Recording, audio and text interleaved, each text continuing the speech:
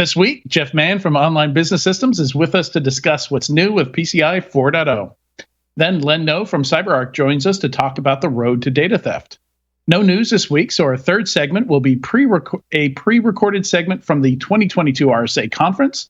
And this RSA pre-record will be Matt Alderman and Bill Brenner interviewing Brendan Williams and Mark St. John about attack surface management and experience in the age of security. We'll be right back after these messages from our sponsors. This is Security Weekly, for security professionals, by security professionals. Broadcasting live from G-Unit Studios in Rhode Island, it's the show where we talk security vendors and aren't afraid to name names. It's Enterprise Security Weekly. Can your incident response technology collect from off-network endpoints? Xterra FTK Enterprise can. Endpoints are no longer located in a physical office, and organizations need a comprehensive investigation tool that enables holistic data collection and review. With FTK Enterprise, you can also scan for IOCs and MISP indicators. You can scan with Yara rules, and you can use integrations to trigger automatic endpoint collections. Visit securityweekly.com/Xterra for access to their white paper, Incident Response for a Remote World.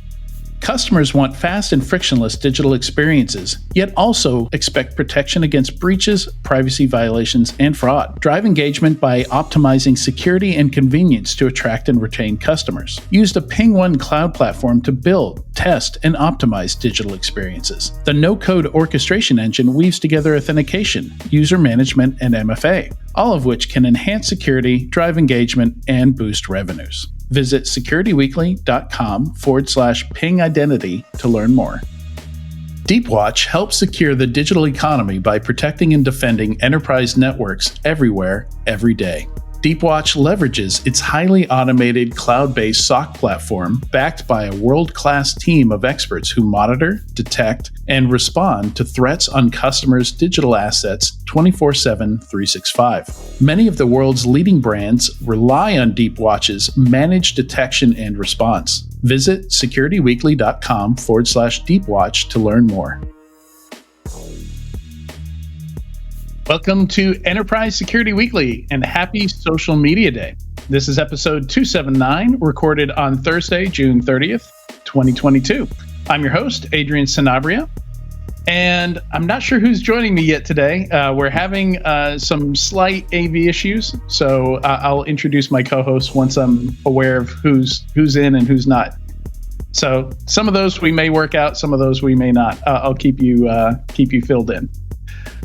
So today is Social Media Day, which it's funny. The webpage I found about it mentioned a bunch of social media, companies I had either completely forgotten existed or didn't even recognize. But I imagine it was originally created as a way to promote social media when social media was new in the maybe in the mid 2000s. And I thought, these days in 2022, probably better to make it more of a social media danger awareness day. So I posted to LinkedIn and to Twitter some suggestions on things that you could do on Social Media Day to make sure that social media isn't going to cause you any pain or problems. The first thing was to delete any social media accounts you've completely forgotten about, don't realize they're still out there, and someone will eventually hijack and use for nasty things. Check your social media privacy settings, which constantly move. Sometimes I suspect they do this on purpose and constantly change all the time, so you should check them regularly. Disconnect any devices or third-party apps you don't want to have access to your accounts. Was actually just talking to some folks here at CRA about weird things I had connected to our accounts. We were trying to remember why I'd connected those, because with Security Weekly Labs, we did a bunch of testing. But yeah, all kinds of stuff get connected to them. I had something like 2 or 3 smartphones ago still allowed to use my Twitter account. So I deleted all those yesterday as I was writing all this up. And then finally, be mindful of what you post online and what you share. Make sure you understand what you're sharing in the age of lots and lots of misinformation. So yeah, just a few things there I wanted to share.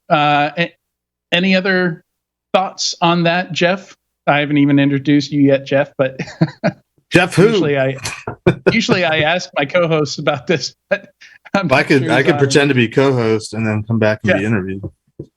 Any thoughts on Social Media Awareness Day, or Social Media Danger Awareness Day, as I'm calling it? Gosh, I didn't even know it was Social Media Day. That's how tuned in I am to social media. So grumble, get off my lawn. I mean, I'm curious, what are some social media platforms that you'd never heard of or forgotten about? All I can think of is MySpace. And maybe, I guess, did AIM count as social media? No, I think I wouldn't call a chat network social media. So, hey, Adrian, hey, Tyler's here. I am here, and I just got informed. I just got informed this week that I have been on Twitter for 14 years. Wow. Yeah, I've been on, I think 2008 was when I joined too. Yeah, maybe that's when security Twitter became a thing. But 14 years on social media is absolutely nutty. So it's kind of crazy that today is Social Media Day, given that kind of background. And do you know who talked me into joining Twitter? I hope it wasn't me. No, it was Dave Shackelford. Yeah. Small world. I can always blame him for that. I've always got that. If it goes bad. And it's been downhill literally ever since. No, it's been great. It's how I think I first met you and first met a lot of people in this industry. But to answer your question, you mean to tell me you have a positive spin on social media? In the last decade, I think 100% of my jobs have come from being on Twitter. So I kind of have to. It'd be disingenuous to not, to only say negative things about it when, it's pretty much how I built my personal brand that got me a lot of good paying jobs. So there you go. Yeah. You were a YouTube content celebrity before there was YouTube. Yeah, like most things, it's dual use. It has great uses for good and terrible. But Jeff, to answer your question, they on this website that I use, part of the prep I do for this show is I pull some silly, National Day thing off this nationaldaycalendar.com. And the examples they give of social media, on the list here, they have Signal, which I know what Signal is, and I wouldn't call that social media. That's a messaging app. Valence, Alpha, spelled ELPHA, Yubo, 23 Snaps, and then Reverb Nation, which I believe is just for music groups, for bands, right? Musicians. Yeah, that's Reverb Nation. That's connected to Reverb, which is like Craigslist or eBay for musical instruments or something like that. Absolutely. So that baffled by this list, but it says Social Media Day was founded in 2010 by Mashable. Anyway, I'm pretty sure Social Media Day is just every day. Oh, look at this. We've got Tyler. We've got Katie. Let me do some proper introductions. Ta-da! We're all here. Ta-da! Yeah, let me get back to. All right. I'm your host, Adrian Sanabria, and joining me is the Master of Marketing, the Mayor of Mayhem, Tyler Shields. How are you so fun? It just feels so awkward to go through the Master of Marketing kind of stuff after we've started making commentary about Social Media Day. Got to do You're it. The Master of Marketing who hates media. Absolutely. The media-hating Master of Marketing. There we go. It's appropriate. Like a lot of people that do security kind of hate computers, right? Like, pretty much sums me up in a nutshell. Kind of natural to have some of those awkward alignments. Also joining me, as you might have guessed already, is the Czar of Zero Trust, the Captain of Content, Katie Tytler. How are you, Katie? I am well. Thank you for having me. Glad we got your situation worked out there. And you have, I don't know if you changed your camera or something, but you have a very nice, clear, well-lit video today. Looks good. About 2 weeks ago, I got an external camera because the camera on my computer stopped working, and it was probably long overdue. I agree. I think it was for the best. I like this new setup. Yes, and last week I kept coming in and out, and I have a dock now too, so hopefully I won't screw up this whole podcast by coming in and out 417 times. Hopefully not. It sounds like you get everything straightened out, though. So no, you just jinxed it. Thanks. All right. Either way, we're going to go ahead and jump into things. We are running a little bit behind. So I don't want to make our second guest wait too long, or our first guest wait any longer than he already has. A quick announcement. If you have a guest or topic that you want us to cover on one of these shows, doesn't necessarily have to be this show, could be any of the Security Weekly shows. You can submit your suggestions at securityweekly.com/guest. You can fill out that form, and we will check out those suggestions and get back to you once we do. And today we're going to talk about what's new with PCI 4.0. Excited to have Jeff Mann with us today. He was the host on Security and Compliance Weekly. He's been on Paul's Security Weekly a ton over the years. If you've watched any or listened to any of the Security Weekly shows, you've seen him, you've heard his voice. And he is an information security evangelist over at Online Business Systems, where he does deal with PCI day in, day out. And has an amazing history, which we're not going to go into today. That could be its own entire podcast episode. Today is just PCI, and it's just PCI 4.0. So we're going to try and stay on topic. Welcome, Jeff.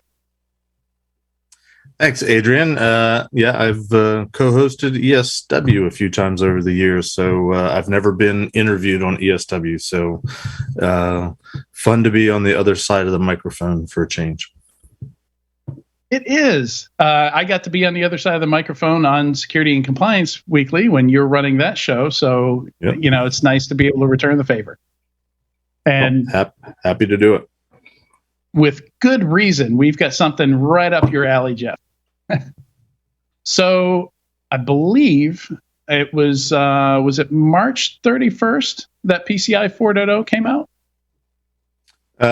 Yes, you are correct. It was March 31st. I mean, I think it was technically like 11:55 p.m. March 30th.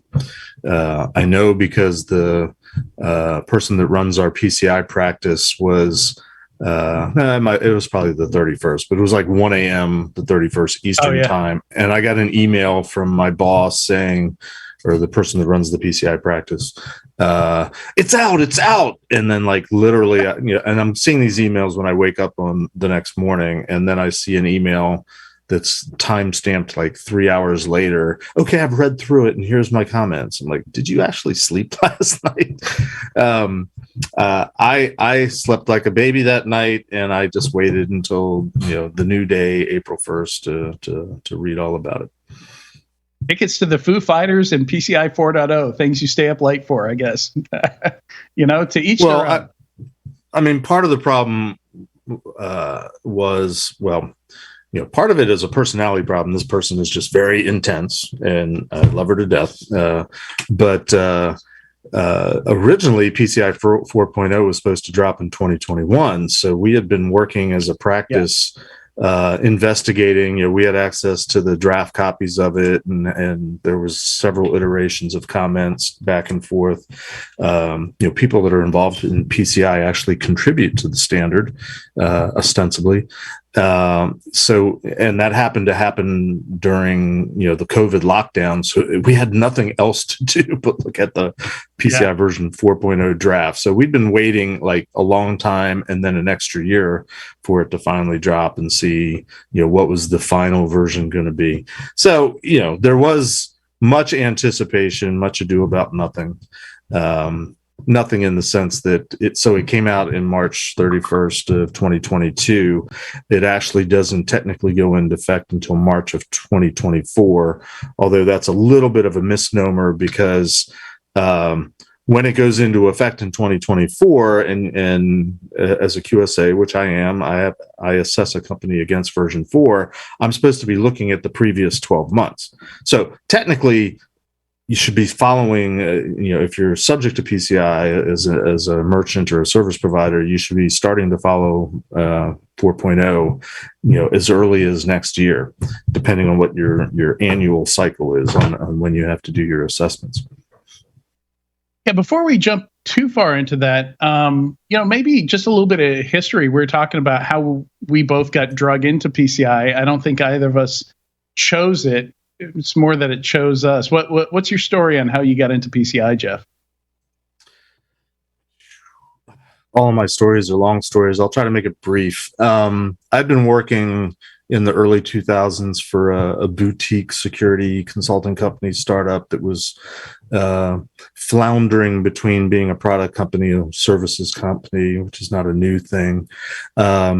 I knew some people that were ex-NSA that were local in Maryland, which is where I live, that had started a company roughly about the time that I had gone off to be a part of a new startup, so late 90s. And that company I'd been keeping in touch with. I'd run my course with the startup company, and I was looking around, so I got in touch with these other NSA colleagues that had this small little company based in Annapolis, Maryland, and I ended up going to work for them, a little company called Trustwave. You might have heard of it, but it was the cool Trustwave that was NSA people before the corporate buyout. Not the Singapore owned one. Well, long before the Singapore, it was the Chicago-based Amberon, takeover that sort of made Trustwave the company that it's known for today. But shortly after I went to work for Trustwave, I was handed the first edition, version 1.0 of the PCI DSS, and said, "Hey, take a look at this, read it, because this is what we're going to do." And it's a trap. It was a trap. It was a trap, although when I read the first version of it, I'm like, okay, this kind of makes sense. It kind of covers all the bases in terms of an information security program, and it was advertised back then as a measurement of the company's information security program overall, as it pertained to a particular data set, a particular type of data that was deemed to be sensitive or critical. It wasn't what it is today, where so much of and we'll get into that a little bit maybe, but where the game is segmentation and isolation and carving out a card data environment, or CDE, to use some PCI vernacular. It was really supposed to be, how are you doing security as a company, and are you protecting a certain type of data? And it made total sense to me, having come from an information security DoD-centric background, where that's kind of what I used to do for a living. It just made sense. Yeah, and there was an opportunity to make money doing PCI assessments, right? So I assume that's the reason that you got handed that 1.0 doc. Well, yes, I was working for a for-profit company, and before PCI came out, each of the major card brands had their own programs, and they all had different names, and they were all roughly the same, but they had slight differences. And Trustwave had already been in the business of doing, these security / compliance assessments for the specific card brands, and actually. Trustwave had an arrangement where we were using, and I forget the name of it, but Trustwave basically had its own set of security criteria that was based on the fact that a lot of people at Trustwave had come from NSA, so it was very close to government-centric types of certification programs, NSA type of certification programs. And we were allowed to use that as an alternative. And even in the early days of PCI, between 2004, when PCI first came out, and PCI in 2006, when the council was formed, that in that 2-year space, we were doing the alternative more times than not, the Trustwave security standard, if you will. But that's neither here nor there. Point being, in the early days, the adoption was it was a way to make money, and TrustWave, had its hooks into a lot of different angles. I guess they realized early on what an opportunity it was to earn revenue. TrustWave has long-standing relationships with several of the card brands, and especially as it applies to smaller merchants in terms of getting your quarterly external vulnerability scan, ASV scan, and plus your self-assessment questionnaire filled out. A lot of that was baked in early on by TrustWave. But this show isn't about TrustWave. Ask me another question. Yeah, so you mentioned some folks may have to worry about some of the new things in 4.0 as early as next year. And correct me if I'm wrong, but I think it's tradition that PCI does these kind of soft releases where a lot of the new requirements are best practices for a couple of years before they become hard requirements. But then some of the things will just be hard requirements right out of the gate. Is that correct? Yeah, there's nothing new from this version rollout from that perspective. There are, I don't know what the exact number is, but there are some number of quote unquote new requirements that there's more or less a grace period. You can follow it if you want, but it's not going to be fully enforced. I think the terminology is it's considered best practice until basically 2025. So again, one way of looking at this new release is I don't have to worry about some of this stuff until 2025. It's a little bit fascinating what some of the things are that have been pushed out to 2025 is, giving companies time to get used to it. Some of them are things that you really should have been doing that all along. But one of the it touches on, I think, what one of the goals was for the council in pushing to version 4, which was to try to, and I'm using my own paraphrases, but try to close as many as they could the loopholes and it doesn't exactly say a certain thing, so we don't have to do it that way. Why do we have to do it that way? All the pushback that we very commonly get as QSAs as to why companies don't want to just do the requirement and follow the requirement. There's a good amount of even the new requirements that are pushed out to 2025 that kind of fit into that category of, you might have gotten away with it in the past, but we're trying to, be more specific in the language and try to tighten it up enough so that you can't kind of dance your way out of it and talk your way out of it. Now we're being explicit, right? Now we're being, we're taking out the wiggle room. Yep, exactly. Which it has always been, PCI has been out since 2004. That was version 1. Version 2 came out in 2010. Version 3 came out in 2013. And here we are 9 years later getting version 4. So, I've lived through 3 major version releases. There's been lots of updates along the way, probably 10 or 12 total. But, there's always been great anticipation for a new version, a slight disappointment. It's like Christmas morning when you've opened all the presents and you're like, that's it. Kind of that, I wanted more. But there's always been this sense of, okay, they're trying to tighten up the language, trying to close the loopholes. Right. That's always a portion of the new requirements. There are some significant changes, though, in version 4 that my practice at Online, we've, like I said, spent a lot of time thinking about it. We think are going to be problematic and somewhat painful for a lot of our clients. If I can highlight a few. That was literally my next question. Was sure. if there are any you're concerned about some of your clients being able to comply with. So yeah, go ahead. Well, it's somewhat it's a problem of compliance, but it's more like a ripple effect. And we don't have enough time to go through all the changes, so I'm just giving you a few highlights. One highlight, since I used to work at Tenable at some point in my career, so I'm a little bit familiar with the vulnerability scanning requirements. One of the new requirements, and I believe this is one that's pushed out to 2025 to give you time to adjust to it. But PCI is now going to require for your internal vulnerability scanning, that it be include authenticated scanning. So the regular, just scan your network and see what's exposed, but also put the credentials in, whatever scan engine you're using, however it works. But you have to do authenticated scans as of March 2025. And of course, we anticipate that to be a problem for those companies that have sort of taken the bare minimum approach to scanning, do as little as possible, because if we don't know there's a problem, then we don't have to fix the problem. So whatever the bare minimum criteria is for a valid scan is what they go through. And I have customers that have approached it that way. I also have customers that I had one a month ago and was talking to them about some of the changes, and they're like, "Oh, we already do that, so it's not a problem."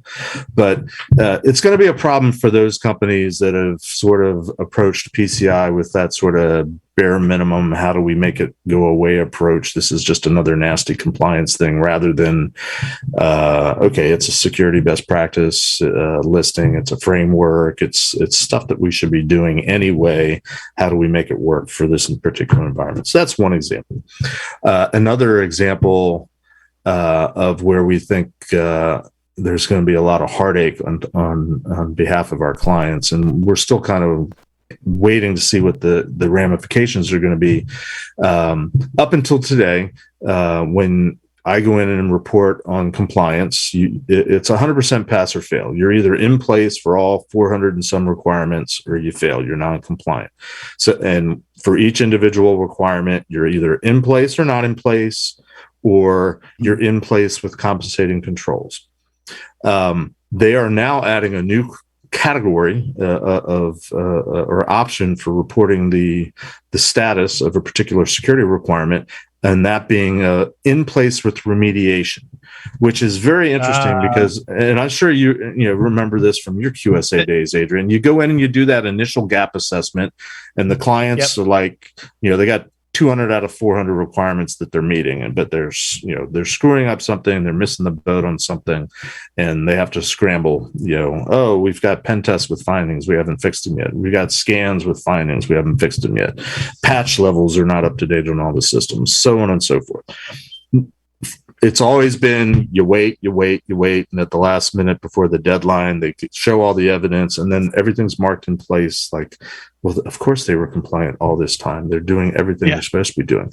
Now there's this new category of in place with remediation, and we're thinking as a practice that this is going to be really interesting, especially for service providers that advertise to their customers that they're 100% compliant all the time, and then turn around and have an attestation of compliance, which shows what the overall status is, which is supposed to be all the 12 boxes are checked in place, but now the boxes are going to be checked in place either compliant or compliant with remediation.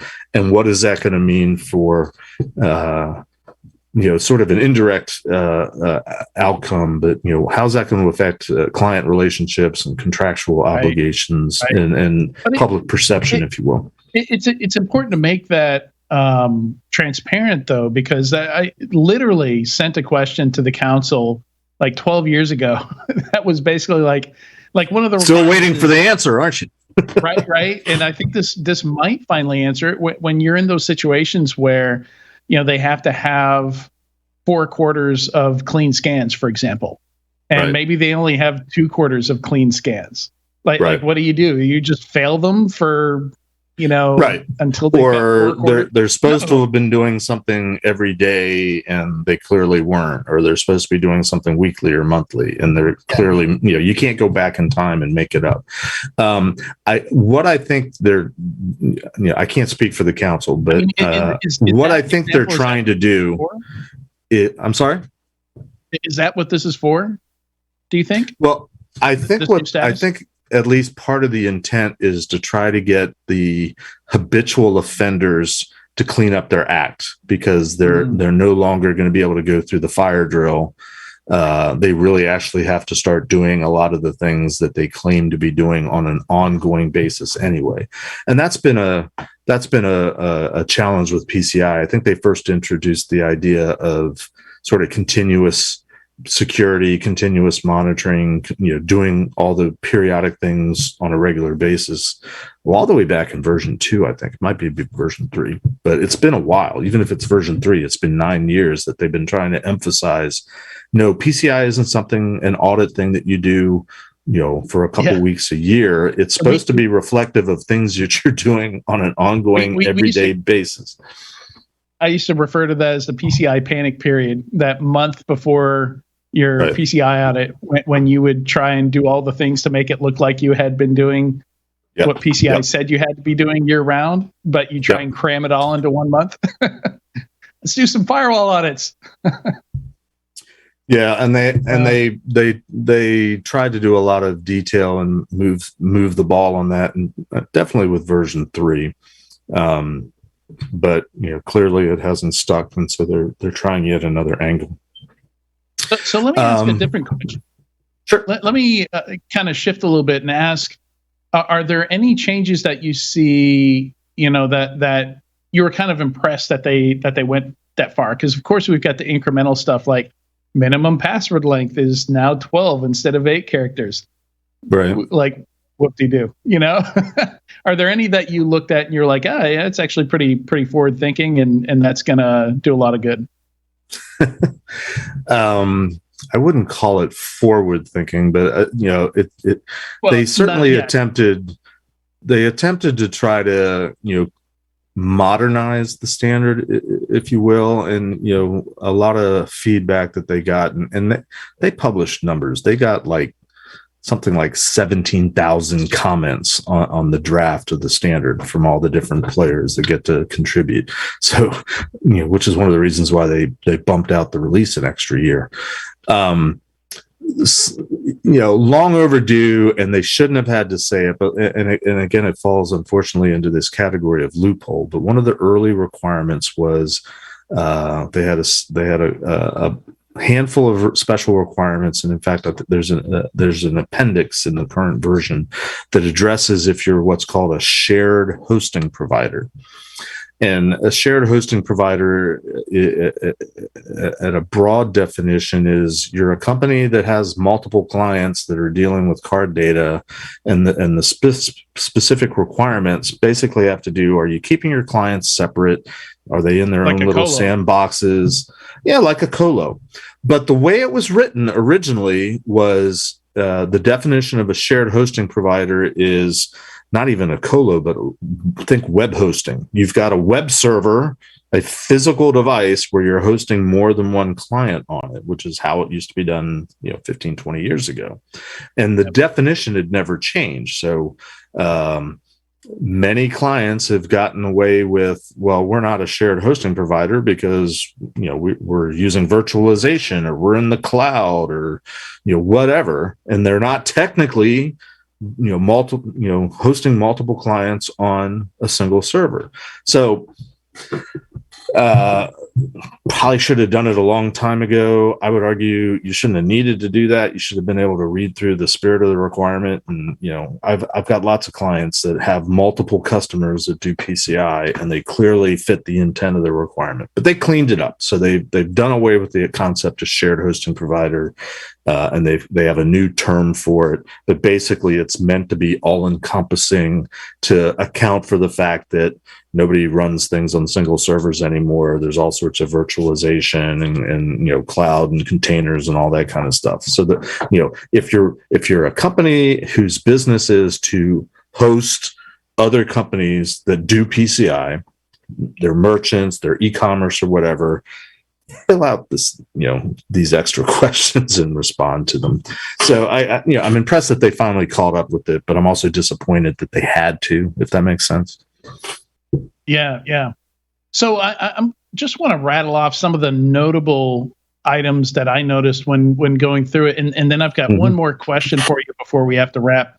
Okay. Unfortunately, 30-minute interviews here. Sometimes I wish we had an hour with our guests, but yeah, I thought it was interesting that requirement 5, next gen AV and behavior-based AV are now officially acceptable, which I think maybe fits into that category of it's about time, maybe. Right. Right. And protecting against phishing attacks is explicitly in there, which that's one of those where I was like, oh, that's pretty cool. I wasn't expecting that. Along with malware protection for portable media. So scanning portable media for malware. It's an interesting one. Right. And it looks like a WAF is now required. Is that correct? It's no longer either code review or WAF. You have to have a. That's right. That's WAF? right. Yeah, it used to be to protect web applications, web servers. It was an either or. You could have a WAF, or you could do periodic web application security testing. Now they're both, and I think that's a future dated requirement, if I recall. Yeah. But the question was related to the scanning item, though. I saw it looked like there was a requirement that said you had to correct, like instead of CVSS 4.0 and up, it said all mediums and lows. Did I read that correct?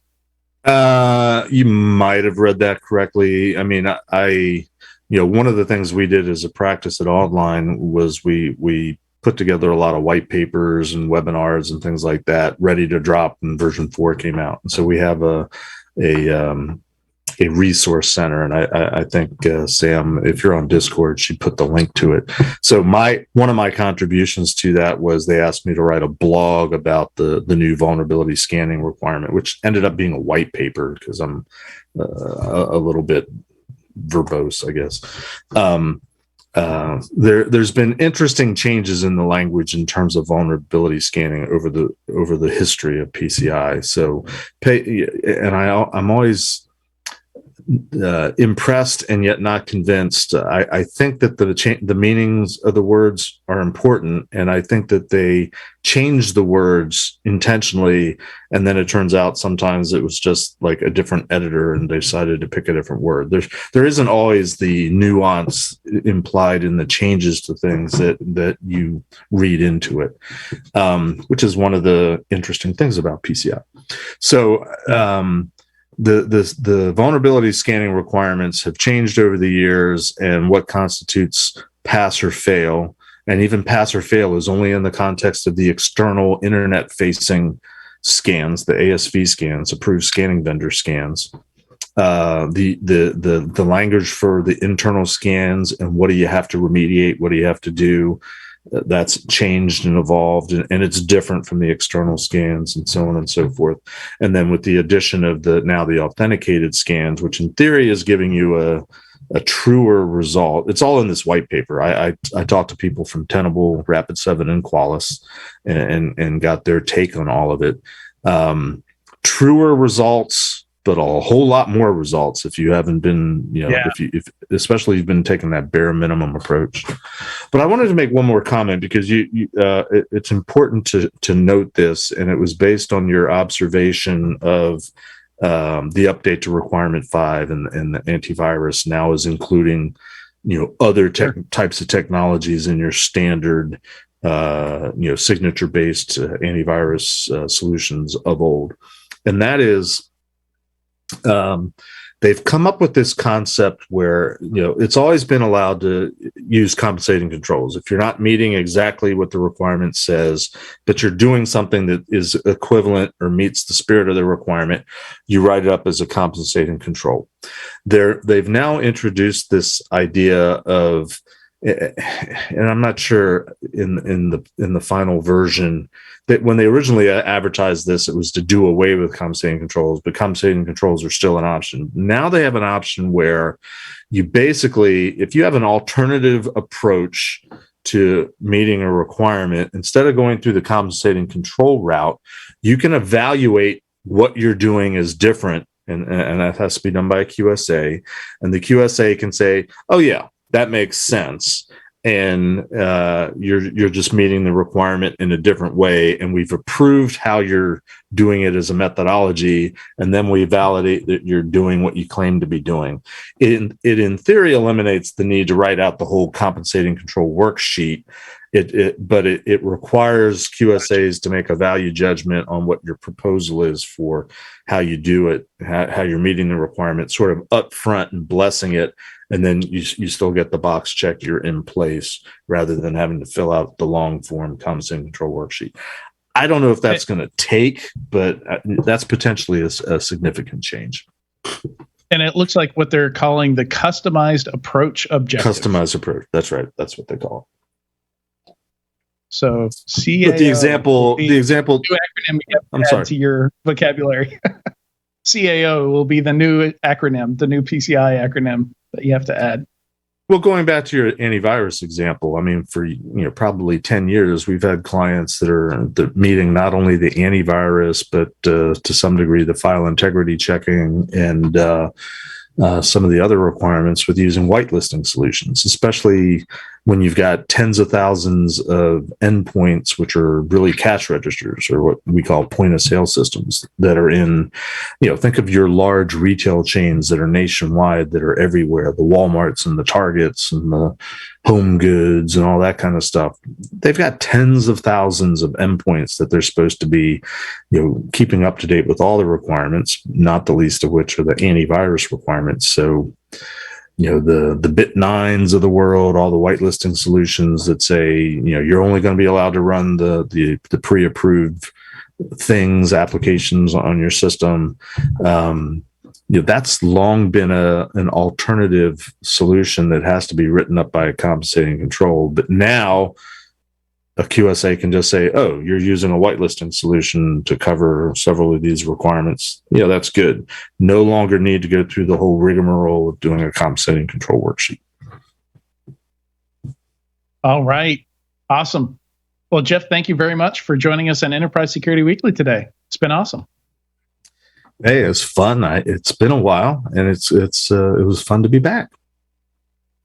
Your other host didn't have any questions for me? Tyler said he has zero trust in PCI. Yeah, those are my two favorite things on the planet: zero trust in PCI. So, gotcha. Well, PCI has a lot to do with why we have jobs. So you might hate it, but you should at least give a little bit of deference to it. I do indeed. I think PCI is the driver for. It's funny, PCI and most of compliance is a driver for a lot of security tooling, a lot of security processes. At the end of the day, it sets a minimum bar, but it is, it sets a bar. And I think that's a net positive in the industry. So I'm not against it, just not my bag.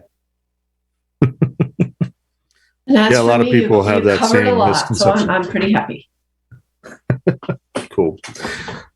If I can take 30 seconds, Adrian, to talk about what's wrong with PCI, and they're still trying to address it, is the fact that everything we've talked about, only 1% of the companies that have to do PCI have to go through this process. There's still 99% that are doing self-assessment questionnaires, and the only access they have to any type of expertise on cybersecurity issues and compliance issues, and are they doing it right, happen to be the vendors that are selling on the point of sale systems, the card readers, and so on and so forth.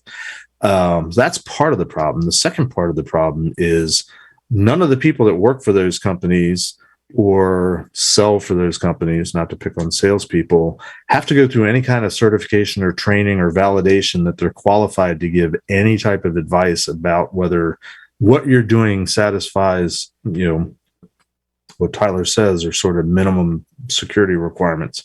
That's a huge problem.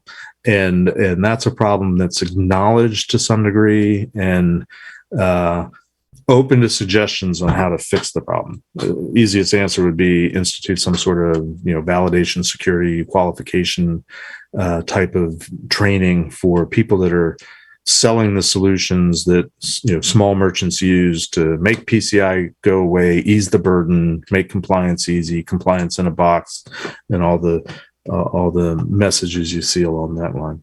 So that's my final soapbox moment. Oh, and the last thing, like I said, we have a resource guide that's in the Discord channel, and I think they probably dropped it in Twitch as well. It's a free resource. It's a bunch of us that have been doing PCI for a long time talking ad nauseum about all the nuances of what's new in version 4. So feel free to go take a look at that. You might even see me there in a couple places. It's pretty great. I used it to prep for this interview. Actually, it's some really good. I especially like the infographic. It's a great summary for each individual requirement. So it's really useful. Well, thank you. I will share your endorsement with the team. Great. All right. Thank you again, Jeff. And stay tuned. When we come back, we're going to talk trends in attacker innovation and the role of identities and credentials with Len No from CyberArk.